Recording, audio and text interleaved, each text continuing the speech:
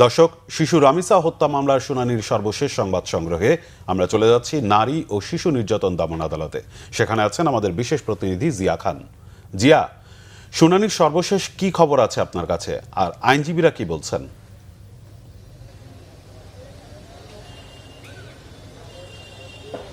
ধন্যবাদ রায়হান। আপনি যেমনটি বলছিলেন যে আজকে সকাল থেকে কিন্তু শুরু হয়েছে রামিসা ধর্ষণ ও হত্যা মামলার সাক্ষ্য গ্রহণ, এবং বিরতির পর আবার ঠিক 1:30টার সময় সে সাক্ষ্য গ্রহণ আবারও শুরু হয়েছে। এরই মধ্যে 10 জনের সাক্ষ্য নেওয়া হয়েছে এবং 11তম যে সাক্ষী তার সাক্ষ্য নিচ্ছেন শিশু সহিংসতা দমন ট্রাইব্যুনালের যে বিচারক মাসুর সালেকিন।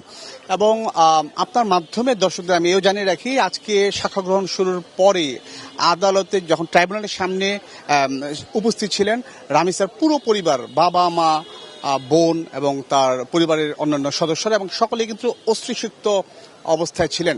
এবং সাক্ষ্য গ্রহণ শুরুর পর যখন প্রথম এবং মামলার বাদী হিসেবে এবং প্রথম সাক্ষী হিসেবে রামিসার বাবা সাক্ষ্য দেন আদালতে এবং তিনি ঘটনার বর্ণনা দেন, এরপর আসেন রামিসার মা এবং তিনি কান্নাজড়িত কণ্ঠে তার সেই তার মেয়েকে হত্যা পর মানে যে দৃশ্য তিনি দেখেছেন এবং যে ঘটনা ঘটেছিল সেটার তিনি বিস্তারিত বর্ণনা দেন। এবং লোমহর্ষক সেই তার রামিসার মার মুখের সেই বর্ণনা, অশ্রুসিক্ত হয়ে কান্নাজড়িত কণ্ঠে তিনি যে বর্ণনা দিয়েছেন, তাতে করে পুরো ট্রাইব্যুনাল অর্থাৎ আদালত, পুরো এজলাস কক্ষ কিন্তু একেবারে মানে হতবিহ্বল হয়ে যায় এবং সকলেই আবেগ আপ্লুত হয়ে পড়েন তার সেই কথা শোনার পর। এবং এরপর কিন্তু একে একে সকলে সাক্ষী দেন। এরপর রাষ্ট্রপক্ষের আইনজীবীর সঙ্গে আমরা কথা বলেছি, তারা জানিয়েছেন যে মামলার সাক্ষ্যরা যে ধরনের সাক্ষ্য দিয়েছেন তাতে করে তাদের মামলা প্রমাণে কোনো ধরনের বেগ পেতে হবে না। অর্থাৎ আসামি সোহেল রানা এবং তার যে স্ত্রী স্বপ্না আক্তার দুজনকে তারা সর্বোচ্চ শাস্তি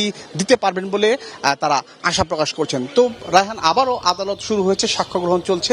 শেষ হওয়ার পর আপনার মাধ্যমে দর্শকদের আমরা বিস্তারিত জানাবো। জি, আপনাকে অসংখ্য ধন্যবাদ। আপনি সেখানে থাকুন, আমরা আবারও যোগাযোগ করব আপনার সাথে। দর্শক, আমাদের বিশেষ প্রতিনিধি জিয়া খান আমাদের সাথে যুক্ত ছিলেন ঢাকা সিএমএম আদালত থেকে, যেখানে শিশু রামিসার হত্যা ও ধর্ষণ মামলার বিচারের শুনানি চলছে।